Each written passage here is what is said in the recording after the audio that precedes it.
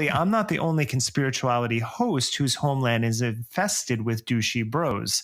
Up in Kelowna, am I pronouncing that right, Matthew? It's Kelowna. Kelowna, yeah. Thank you, which is located obviously in Canada and British Columbia.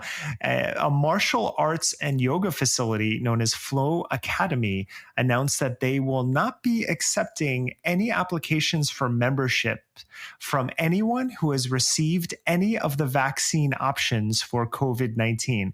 They also posted, quote, "For the health, safety, and protection of us and our members, face coverings are not permitted in our facility," end quote. Oh my God. After someone named Kane left a negative review based on their anti-vax, anti-mask policies, the gym replied, quote, "Hi, Kane. Or is it spelled Karen? Thanks for reaching out. Business is better than ever thanks to people like you publicly sharing our ethics and morals. You'd be amazed how fast like-minded folks have reached out to join the Flow family. We couldn't do it without you. Keep up the great work. Cheers," end quote. I could go on, but you get the point. Sadly, their business is probably doing better than ever. Right? The Jersey gym has received nearly $500,000 in donations.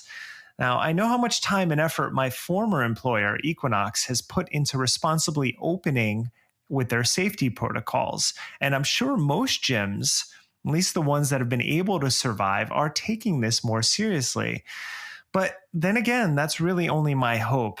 I viewed way too many yoga retreats, classes, and workshops on social media over this past year to be confident about my sentiment there.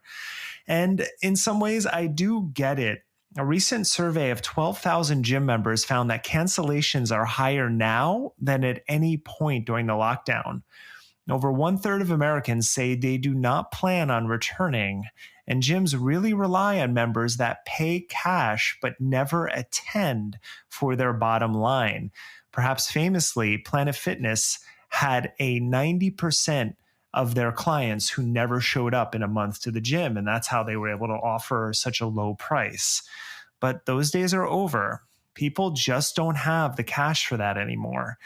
And adaptability is key for any business, but for those gym owners openly taunting public health officials and the public at large, there's only one way to respond.